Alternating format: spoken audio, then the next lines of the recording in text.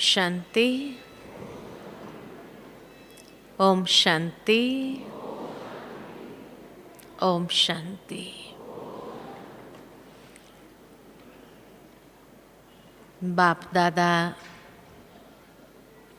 वर्तमान समय के हिसाब से हर बच्चे को अब अपने संपूर्णता के लक्ष्य की ओर आगे बढ़ने के लिए सूक्ष्म में प्रेरणा भी दे रहे हैं और मदद भी दे रहे हैं, क्योंकि सारे ज्ञान का सार ही है संपूर्णता को प्राप्त करना। ब्राह्मण जीवन का फाइनल स्वरूप कहो, संपूर्ण अव्यक्त फरिश्ता स्वरूप है और इसलिए उस और आगे कदम बढ़ाते जाना है। यही हर ब्राह्मण का लक्ष्य है। शायद हर ब्राह्मण आत्मा जिन्होंने इस ब्राह्मण जन्म को प्राप्त किया, उसी दिन से उन्होंने समझते हुए इस लक्ष्य को फाइनल किया कि हाँ, मुझे संपूर्ण अव्यक्त फरिश्ता स्वरूप बनना है। जरूर है कि ये मंजिल ऊंची है, लेकिन समय प्रति समय बाबा की लिफ्ट भी हम बच्चों को प्राप्त होती रहती है और उस स्टेज तक जाने का क्लैरिफिकेशन भी प्राप्त हो रहा है, ताकि हर बच्चे स्पष्ट समझ रखते हुए उस कदम की ओर आगे बढ़े। इसकी आवश्यकता क्यों महसूस हो रही है? क्योंकि अव्यक्त पालना लेते लेते जब अब 50 साल पूरा होने आए हैं, तो जरूर है उस अव्यक्त स्थिति की ओर भी हमारी तीव्रता अधिक होनी चाहिए। जैसे आज भी बाबा ने मुरली के अंदर विशेषकर सेकंड पार्ट में कर्मातीत होने की प्रेरणा दी। कितने सालों पहले की ये मुरली, लेकिन महसूस होता है कि ड्रामा में समय अनुसार अभी ही ये मुरलियां रिपीट हो रही है, रिवाइज हो रही है, ताकि जिन बच्चों ने पहले सुनी है उसकी मेमोरी भी फ्रेशन अप हो जाती है, रिफ्रेश हो जाती है, और जो नए बाबा के बच्चे आए हैं पहली बार, वो भी इन मुरलियों से उस स्थिति की ओर अग्रसर हो जाए। कितना एक्यूरेट समय अनुसार बाबा के ये महावाक्य प्रैक्टिकल चल रहे हैं।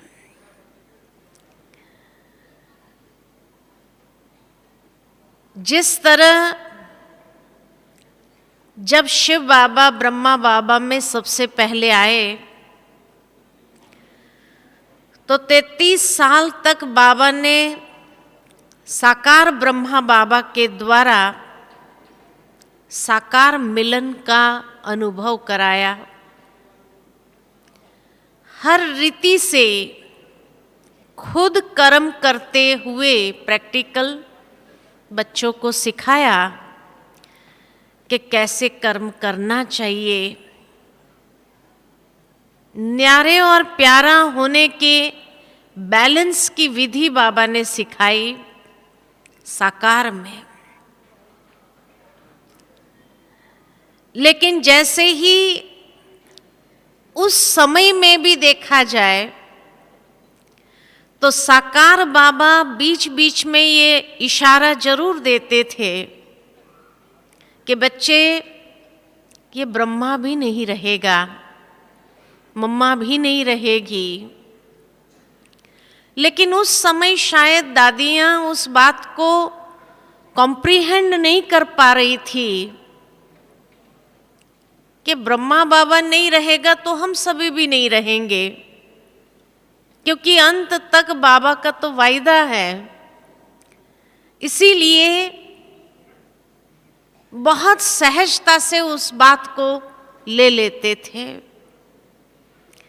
उस राज को नहीं समझ पाते थे कि बाबा क्या कहना चाहता था। लेकिन 69 में जैसे ही बाबा ने साकार देह को त्याग किया, संपूर्ण अव्यक्त फरिश्ते स्वरूप को धारण किया, ये पुरुषार्थी स्वरूप संपूर्ण स्वरूप में समा गया, तब दादियों को समझ में आने लगा कि बाबा ने जो बातें कही थी, लेकिन अब क्या होगा। उस समय अनेक प्रश्न हर एक के मन में उत्पन्न थे। यज्ञ कैसे चलेगा, क्या होगा, किससे मिलने आएंगे, कैसे मिलन होगा। अनेक प्रकार के प्रश्न की उलझन बच्चों के मन में थी।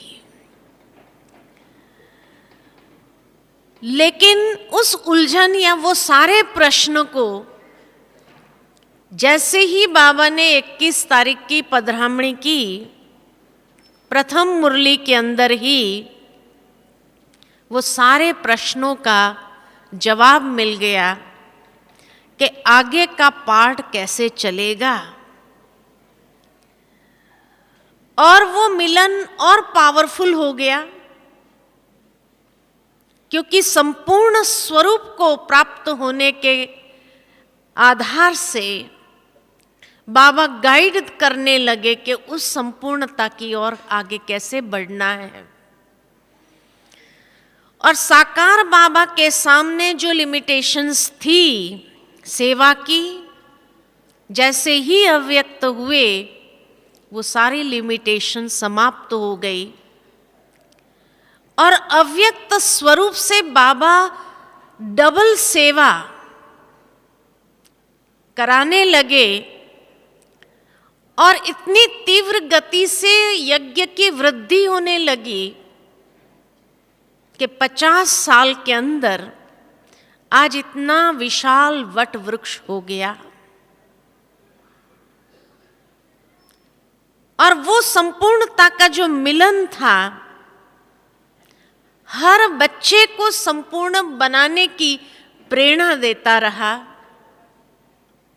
हर मुरली, आज भी बच्चे यही कहते हैं कि साकार मुरली से अव्यक्त मुरली अच्छी लगती है, बहुत गहरी होती है, उससे अंदर में जैसे एक जोश भर जाता है। साकार मुरली की गुह्यता को समझ लिया था, क्योंकि उसमें तो ज्ञान की बातों को स्पष्ट करना बाबा ने आवश्यक समझा था। लेकिन बच्चों की स्थिति के लिए ये अव्यक्त मुरलियां बहुत पावरफुल हो गई। लेकिन आज पुनः वो समय आया है कि कई ब्राह्मणों के मन में अनेक प्रश्नों की उलझनें हैं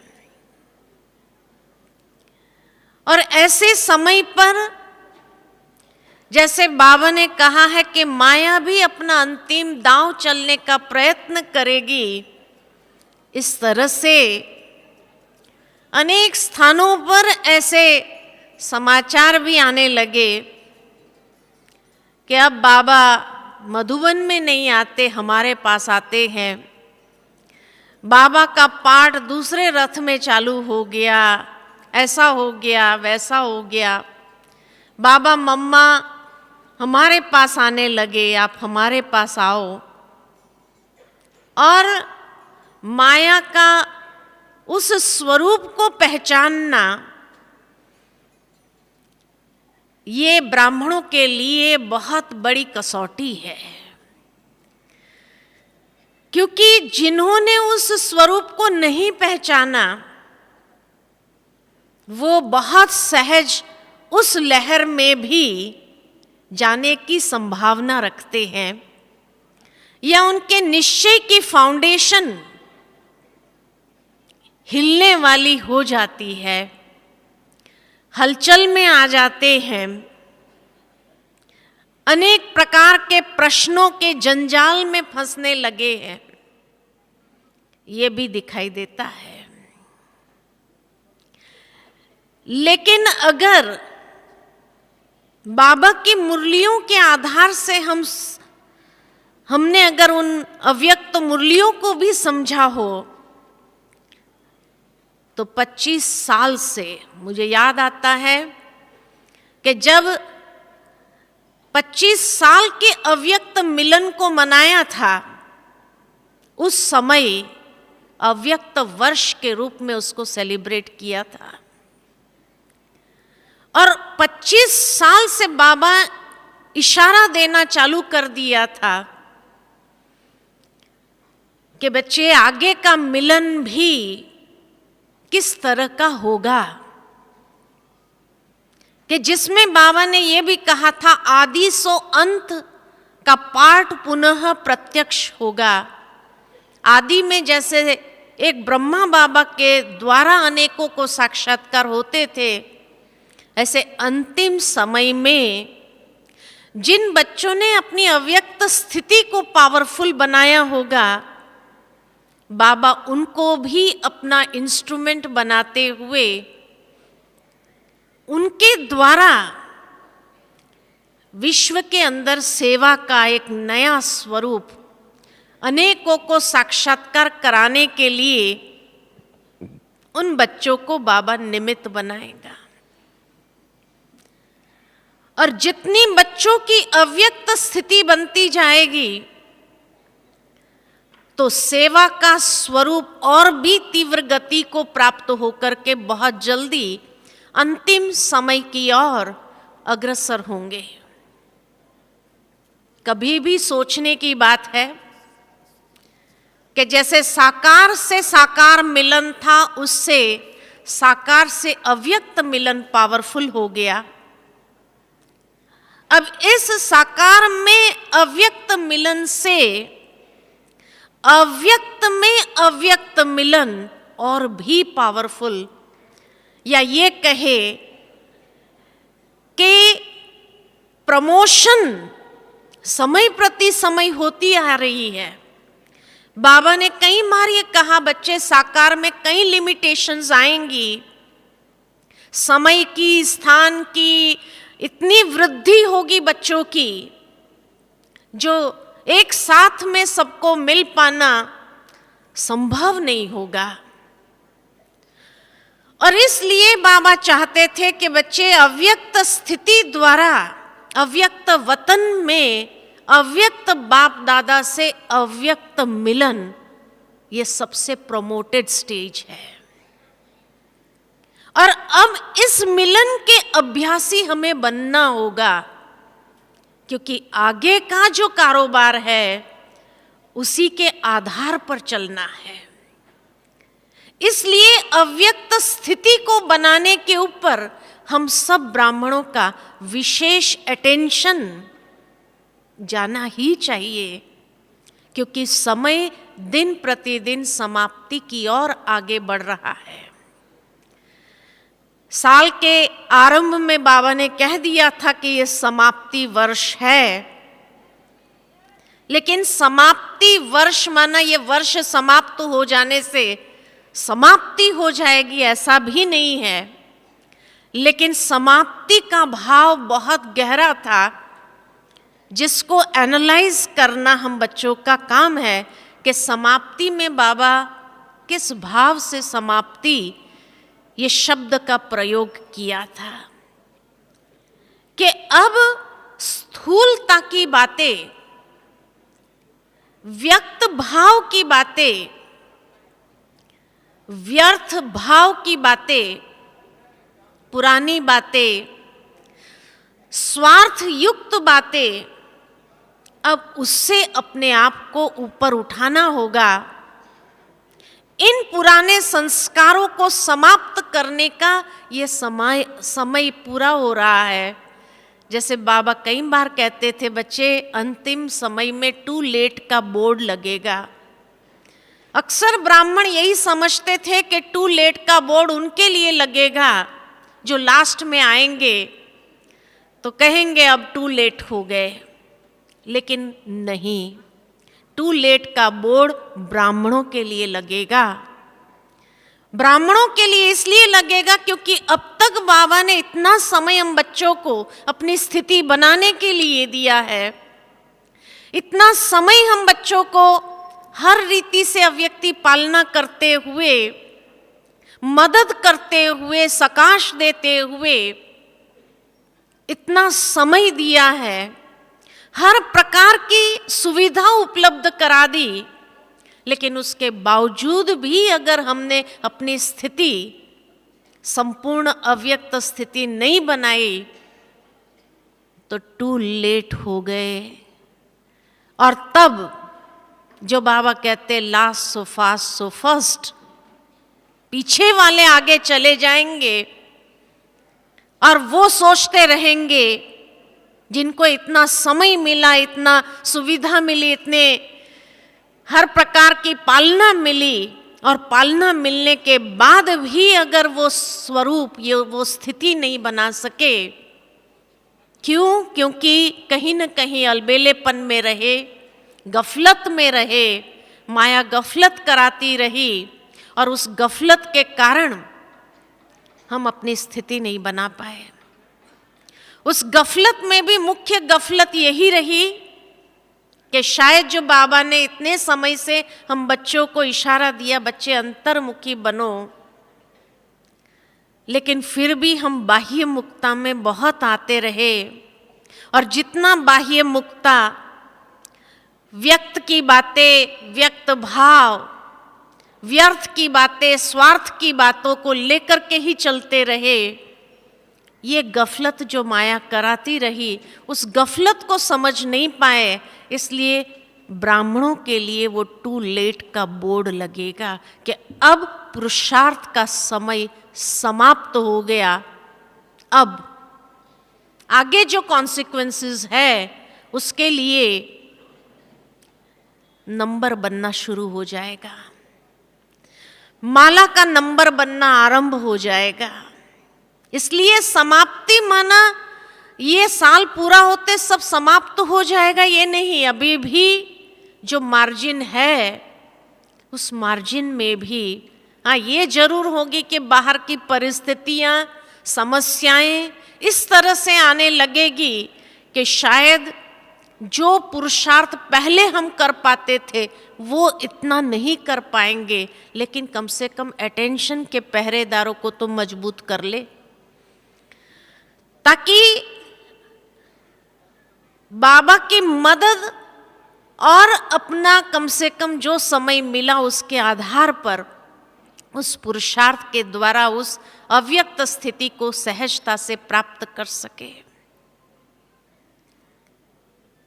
तब कहा कि ये प्रमोशन का समय है, अब साकार में अव्यक्त मिलन से भी प्रमोशन हो रहा है, अव्यक्त में अव्यक्त मिलन, अव्यक्त स्थिति द्वारा।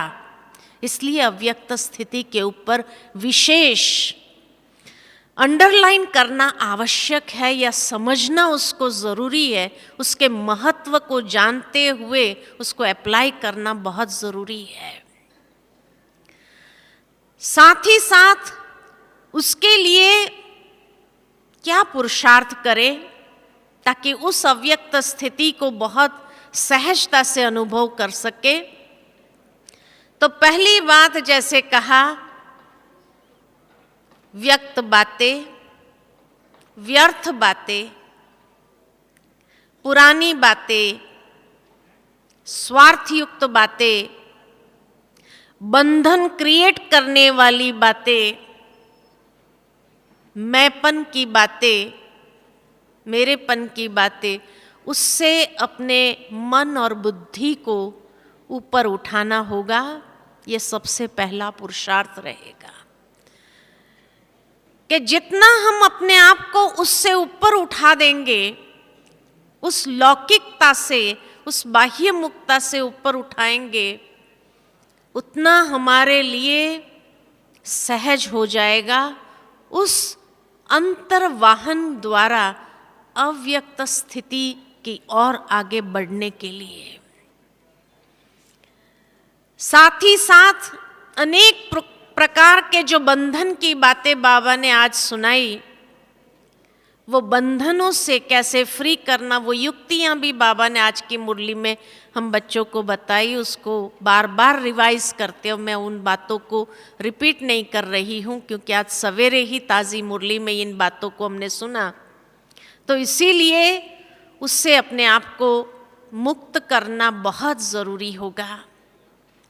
जितना संबंध युक्त, बंधन मुक्त होते जाएंगे, बाबा के साथ सर्व संबंधों का रस लेते हुए उन संबंधनों से अपने आप को मुक्त करते हुए जीवन मुक्त स्थिति में सहज प्रवेश करना अनिवार्य हो जाएगा।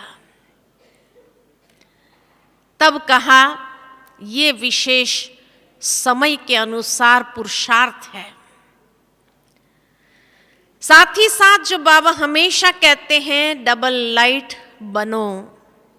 डबल लाइट अर्थात कि बुद्धि रूपी पैर भी ये देह रूपी धरनी से ऊपर हो, एकदम हल्कापन अपने अंदर ले आए, अनेक प्रकार के बोझ से अपने आप को मुक्त करते जाए और जितना हल्का बनते जाएंगे, लाइट स्वरूप होते जाएंगे। ये डबल लाइट स्वरूप ही हमें उस अव्यक्त स्थिति में सहज ले जाएगा। उसी के साथ अगर देखा जाए तो जैसे कहा कि बाबा की एक मुरली मुझे याद आती है कि जिसमें बाबा ने बहुत सुंदर वो लाइन कही थी कि बच्चे पुराने स्वभाव और संस्कार को संपूर्णता के सागर में समा दो। संपूर्णता के सागर में समा दो। इतनी अच्छी ये लाइन लगी थी मुझे कि समाना है, ताकि 5000 साल तक उसको समा लिया, समेट लिया, वो तभी उत्पन्न होगा जब उसका समय आएगा पुनः। तब तक के लिए उसको मर्ज कर देना ज़रूरी है। और उसके लिए जब बातचीत में आए, व्यक्त कारोबार में आए, तभी भी अंदर में जितने ट्रैफिक कंट्रोल की हमारी प्रैक्टिस होगी, जो ड्रिल कराते रहे बाबा अंतिम सालों में, जो लास्ट के कम से कम 5-6 सालों की मुरलियाँ जो भी डायमंड हॉल में हम सभी ने सुनी, उसमें बाबा हर मुरली के बाद ड्रिल कराते थे और उस ड्रिल के अनुसार अपने आप को ले जाना। 1 सेकंड में कितना हम समेट सकते हैं या सेकंड से ज़्यादा समय लगता है ब्रेक लगाने के लिए, ये अभ्यास को बढ़ाना होगा। ये विशेष पुरुषार्थ उसके लिए है। कि 1 सेकंड तक पहुँचे या 1 मिनट तक पहुँचे या 5 मिनट तक पहुँचे, कहाँ तक पहुँचे हैं हम। उस अभ्यास को पावरफुल अंदर से करते रहना है कि 1 सेकंड तक उस स्थिति में जाना हमारे लिए, 1 सेकंड में समेट करके हम अशरीरी हो जाए, फरिश्ता हो जाए। आज अमृत वेले भी विशेष जब बाबा की ड्रिल चल रही थी कि मैं फरिश्ता सो देवता, ये ड्रिल जब बाबा ने कराई आज की मुरली के अंदर, ठीक इसी तरह मैं ब्राह्मण सो फरिश्ता, कितनी तुरंत हम उस ड्रिल के अंदर अपने आप को ले जा सकते हैं। ये अपने आप को देखना होगा, चेक करना होगा, क्योंकि जितना फास्ट ये होगा उतना हम अपने आप को तैयार कर सकेंगे। अंतिम समय की बातें जब आएगी तो उस समय सब बातों को समेट करके मैं संपूर्ण अव्यक्त फरिश्ता और उड़ जाऊं, सहजता से उड़ जाऊं। दादियों को जब बाबा ने आज की मुरली में कहा अब उड़ो और उड़ाओ, बाबा जैसे विशेष इशारा दे रहे थे कि किसी किसी को अपनी शक्ति से उड़ाना होगा, किसी किसी को उमंग उत्साह दे करके उनको प्रमोट करना होगा, उड़ने के लिए जैसे उनको प्रेरित करना होगा, या खुद दिखाते हुए प्रैक्टिकल एग्जाम्पल बन करके उनको भी उड़ना सिखाना होगा हमें। दादियों को जब ये बात कही तो माना आज जो भी पुराने भाई बहने हैं, अब हम ये देखें कि उन दादियों के संग में रह कर के हमने कितने इस अभ्यास को पक्का किया है कि हम सहजता से उड़ सकते हैं। आशा दीदी जब कह रहे थे कि दादियों के जीवन को जब देखते हैं, विशेष जब उन्होंने कहा कि गुलजार दादी और जानकी दादी वो स्टेज के 1 सेकंड में बस दृष्टि देना आरंभ करते हैं और सामने वाले को भी सहजता से आवाज़ से परे की स्थिति में ले जाते हैं, तो उन्होंने तो ये अभ्यास किया, हम लोगों को भी उड़ाने का प्रयत्न किया, लेकिन इसी तरह हमारे द्वारा दूसरे को भी हम कितना उड़ा पाते हैं, उनको वो सकाश दे सकते हैं, उड़ने के लिए प्रेरित कर सकते हैं। ये हमें देखना होगा, चेक करना होगा कि उसके लिए हमारे संकल्प कितने लाइट हो रहे हैं, हल्के हो रहे हैं, ये देखना होगा। वाचा और कर्मणा में कितना हल्कापन आया है, क्योंकि संकल्पों का आधार तो वाचा और कर्मणा है। तो वाचा और कर्मणा में जितना हल्कापन है, न्यारापन है, प्यारापन है, उतना हमारे संकल्पों में भी लाइटनेस आती जाएंगी। जब ये अव्यक्त स्थिति की एक मुरली कुछ समय पहले ही बाबा की चली थी, तो उसमें बाबा के ये लाइन बहुत सुंदर आई थी कि लाइट और माइट स्वरूप बनना है। तो लाइट और माइट स्वरूप जब कहा तो लाइट किस में, माइट किस में? तो बाबा ने कहा संकल्पों में लाइट स्वरूप, वाचा और कर्मणा में माइट स्वरूप। और फिर उसकी विधि बाबा ने बताई कि संकल्पों में लाइट स्वरूप कैसे बनेंगे। तो बाबा ने उस मुरली में कहा कि ज्ञान का मनन चिंतन करते जाते हैं, उससे संकल्पों में लाइटनेस आएगी, हल्कापन आएगा, क्योंकि नॉलेज इज लाइट कहा जाता है। तो जितना मनन चिंतन बढ़ाते जाएंगे, ज्ञान का मनन चिंतन करेंगे, तो संकल्पों में लाइटनेस सहजता से आएगी। और माइट स्वरूप किस में बनना है? तो कहा वाचा और कर्मणा में माइट स्वरूप बनना है। उसमें माइट स्वरूप कैसे बनेंगे? तो ज्ञान को नॉलेज इज माइट भी कहा गया है, तो उस ज्ञान को अप्लाई करते हुए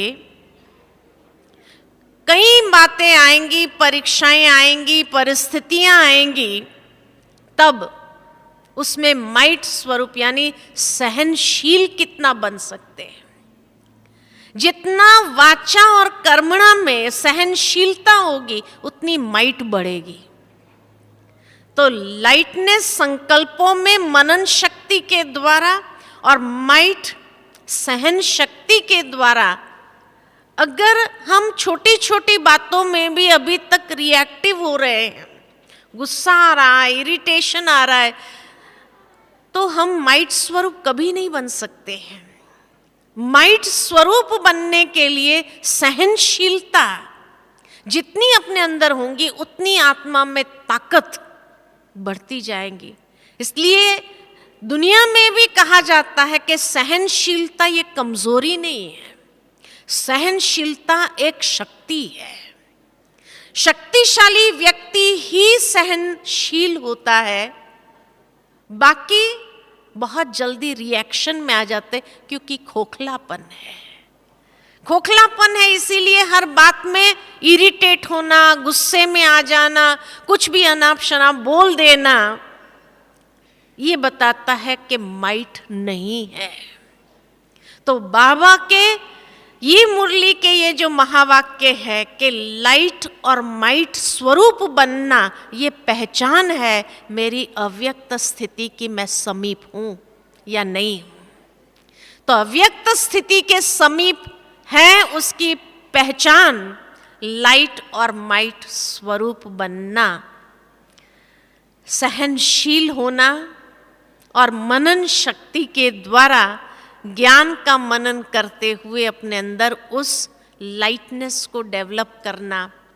फिर देखो बाबा कहे यही पहचान है कि आपकी कर्मातीत स्थिति या अव्यक्त स्थिति के बहुत समीप आप पहुंच गए हैं। छोटी छोटी बातें माइंड को इफेक्ट नहीं करेगी। आज भी बाबा ने मुरली में जब कहा कि हलचल में आना माना ही बंधन है, इसलिए हलचल में आते हैं। जो हलचल में नहीं आते हैं माना वो बंधन मुक्त हो गया। कितनी सुंदर पहचान बाबा ने दी बंधन वालों की और संबंध वालों की, कर्मातीत स्थिति वालों की, बंधन मुक्त स्थिति, जीवन मुक्त स्थिति वालों की, कि वो स्वार्थ भावना में नहीं आएंगे, हलचल में नहीं आएंगे, कोई भी प्रकार की बातें उसकी मन की स्थिति को हिला नहीं सकती है। ये पहचान है कि ये बंधन मुक्त है। बंधन वाला हलचल में आएगा, बंधन वाला प्रभाव में आएगा, बंधन वाला अधीन होगा। ये पहचान थी आज की मुरली के अंदर। जो बंधन मुक्त है वो अधिकारीपन में होगा, अधीनता की परवश स्थिति में नहीं आएगा, लेकिन अधिकारीपन की स्थिति में होगा। चाहे कर्मेंद्रिय के अधिकारीपन की स्थिति कर्तापन के भाव में होगा कि कर्तापन से वो कराएगा, करावन हार बन के कराएगा कर्मेंद्रिय से कर्म, अधीन होकर के नहीं करेगा। ये पहचान थी आज की मुरली में। एक एक बात को हम अगर मीटर के रूप में ले अपनी स्थिति को चेक करने के लिए कि सचमुच मैं कितनी बंधन मुक्त बनी हूँ या अभी तक बंधन युक्त हूँ, ये देखने का आज मीटर था। बहुत सुंदर तरीके से बाबा ने दिया हुआ। तो इसीलिए अपने आप को बहुत सहजता से हमें उपराम उठाना है, ऊपर उठाना है और अपने आप को संपूर्ण अव्यक्त फरिश्ता स्वरूप में स्थित करते हुए जब चाहे तब बाबा से सहजता से वो मिलन का अनुभव कर सके। और उसकी पहचान जो बाबा ने बताई कि जो अव्यक्त मिलन के या अव्यक्त स्थिति के करीब होंगे उसकी परख शक्ति, और या दूसरे शब्द में कहे तो कैचिंग पावर और टचिंग पावर बहुत पावरफुल हो जाएगा। बाबा को सहजता से बाबा की हर बात को कैच कर सकेगा और कैच करते हुए समय अनुसार अपने आप को मोल्ड कर सकेगा, परिवर्तन कर लेगा अपने आपको और परिवर्तन करते हुए हर प्रकार के जो विघ्न है उससे अपने आप को साइड करते हुए आगे बढ़ा देगा। जो बंधन वाली आत्मा होगी, अव्यक्त स्थिति में के नज़दीक भी नहीं होंगी, वो बहुत जल्दी उन समस्याओं के उलझनों में फंसते जाएंगे। तो इसीलिए कहा अब प्रमोशन वाला समय आ गया है कि अब आगे का जो कारोबार है उसके लिए बाबा हम बच्चों को तैयार कर रहे हैं कि हर बच्चा अव्यक्त स्थिति के माध्यम से बाबा के भुजाएं बनते हुए जो फाइनल कार्य रहा हुआ है उसको टचअप करने के लिए अपनी स्थिति के द्वारा ही वो बाबा के मददगार भुजाएं बन जाए। तो बाबा जो हम बच्चों से अब समय अनुसार चाहते हैं वो यही चाहते हैं कि बच्चे अब अपने स्वरूप को निखारना है, फाइनल पॉलिश अपने आप को देनी है। और वो फाइनल पॉलिश के लिए शायद आज की मुरली बहुत एक्यूरेट थी अपने आप को चेक करने के लिए कि अभी तक भी मैं बंधन मुक्त हूँ या बंधन युक्त हूँ, ये देखना है।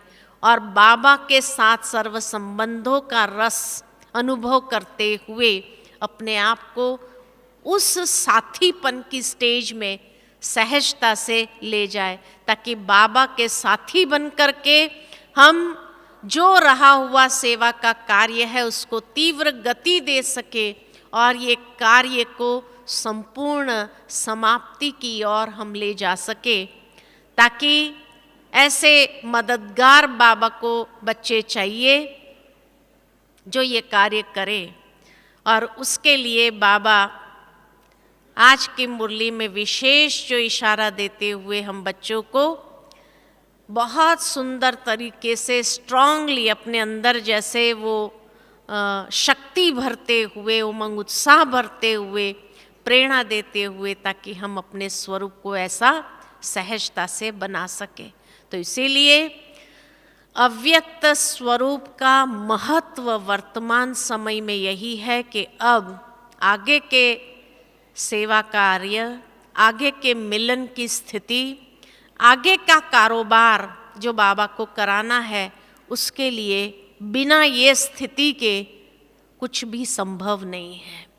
तो अब कितने ये स्थिति को धारण करते हुए बाबा की भुजाएं बनते हैं, उसके लिए बाबा भी अभी आवाहन कर रहे हैं, क्योंकि उसी के आधार पर नंबर बन जाएगा।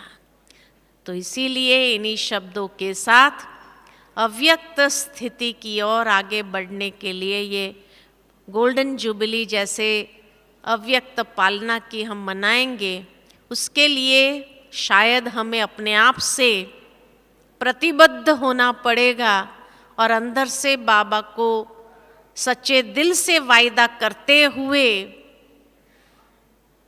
ये प्रॉमिस करना पड़ेगा कि बाबा अब उस 50 साल की अव्यक्त पालना का हम रिटर्न देते हुए आगे जिस तरह से आप हमें इंस्ट्रूमेंट बनाना चाहते हैं ऐसे बनते हुए हम यज्ञ का ये जो कार्य बाबा ने आरंभ किया है उस यज्ञ के द्वारा ही अंतिम जो दृश्य है उसको भी साकार करने में मददरूप बनेंगे। तो उसके लिए अपने आप से ये 18 जनवरी पर जब 50 साल मनाएंगे, 50 साल मनाना माना खाली स्थूल रूप में मनाने की बात नहीं है कि बस सेलिब्रेशन कर लिया, बाबा के 50 साल के अव्यक्त पालना ले ली हमने, ये नहीं। लेकिन शायद हमें पुनः प्रॉमिसेस करना होगा, अपने साथ वायदे करने होंगे, प्रतिबद्धता अपनानी होंगी, हमें बाबा के संग अपने आप में दृढ़ संकल्प करते हुए बाबा की ऐसी भुजाओं बनने के लिए तैयार होना होगा। ये है सही अर्थ में अव्यक्त पालना का रिटर्न देना, अव्यक्त मिलन का, अव्यक्त स्थिति का प्रत्यक्ष प्रमाण देना। ये शायद बाबा चाहते हैं। बाकी स्थूल में सेलिब्रेशन कर लिया, मना लिया, केक काट लिया और एक दूसरे को बधाइयाँ दे दी, ये नहीं है। अव्यक्त स्थिति बनाने की बात है और उसके लिए अपने आप को प्रतिबद्ध करने की बात है। तब कहेंगे कि हाँ, बाबा के जो 50 साल हमने अव्यक्त पालना ली है उसका सही स्वरूप से रिटर्न करने का समय आया है और वो रिटर्न करना है अपनी स्थिति द्वारा। अच्छा, ओम शांति।